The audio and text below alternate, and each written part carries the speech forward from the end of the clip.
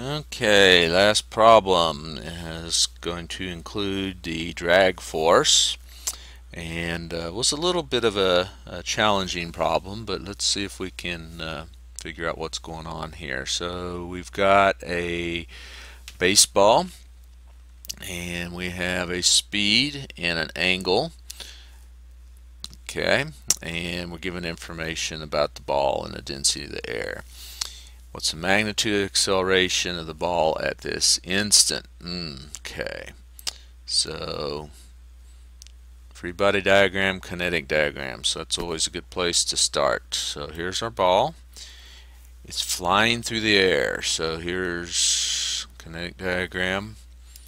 Okay, the forces on the ball. One of the key things to recognize here is that the drag force is opposite the velocity. So velocity really isn't a force, but I'm going to draw it in as sort of a dashed line for reference here. And that is 70 feet per second, 30 degrees above horizontal. Okay. So my forces on this ball are a drag force that's opposite the velocity, okay, and the weight of the ball.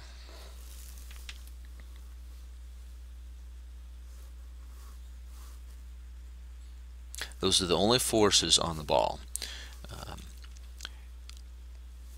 The acceleration we don't know, so I'm just going to call it mass acceleration x.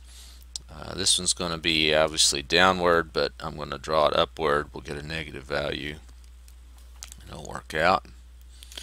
So there's my equation, or my free body diagram, and that leads to two equations. Okay. I'll go ahead and calculate the force of drag. That's just plug and chug into our equation here. 1/2, be careful with units. Rho was the density of the medium, so that's going to be, I'm going to write my units out to make sure everything works out. 2.4 slugs per cubic foot. Okay, the area of the ball, that's the cross-sectional area. So the cross-sectional area of a sphere is pi r squared.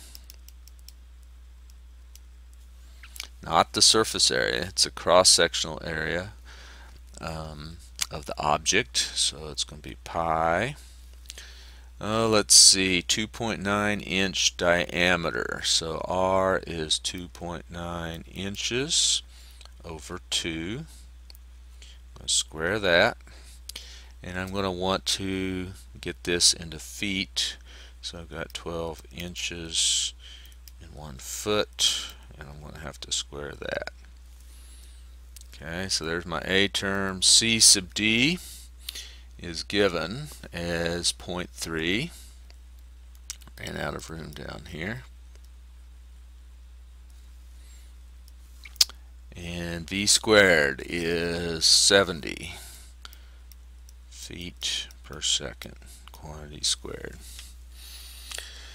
Alright, so let's see if our units, that's always a good indication things are making sense here.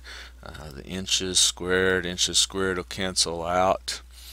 It looks like I'm going to have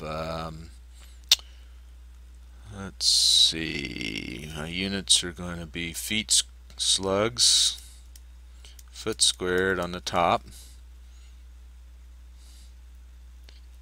and then I'm going to have some foot cubed on the bottom, and I'm going to have another foot squared per second squared here. Alright, so 3 of those will cancel out all but 1 of those, and I'll have slug foot per second squared, which is a pound. So that'll give me drag force in pounds. Okay, obviously on a test you won't have to work through all that, but that's a really good check to make sure you got all your units conversions. So now if I plug that in, hopefully I can do it right. 0.5 times 0.0024. I can't really get that where I can reach everything. I'll try that. times pi. Let's see, times 2.9 squared divided by 2 squared divided by 12 squared. I don't like parentheses, but that should be equivalent. Times 0.3 times 70 squared. 0.0809. Okay, and that's gonna, as we saw, gonna be units of pounds. 0.0809 pounds. Not a big drag force, but a drag force. Alright, we know the angle of that drag force. It's the same as the angle of our velocity, or opposite to that. So we can write two equations now. Alright, so in the x direction, we're going to have minus force of drag 0.0809 times a cosine 30. The mass of the ball is 0.33 divided by 32.2, a sub x. So a sub x is going to come out to, let's see, I'm going to store my drag force in x here.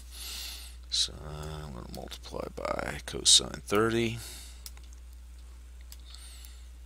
Come on. Times 32.2 divided by 0.33, 6.837. Okay, and that's negative. My y direction, similar. I'm going to have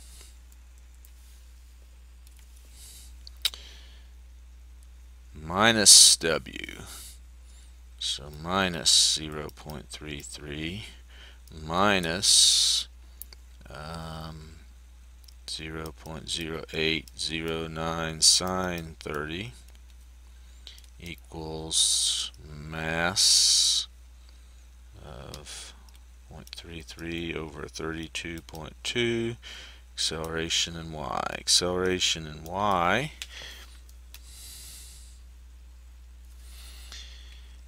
alright, so let's see, we're going to clear that out. We're going to have a minus 0.33 minus our drag force, which I stored in x, times sine of 30 times 32.2 divided by 0.33. Okay, so that's going to be a minus 36.1415.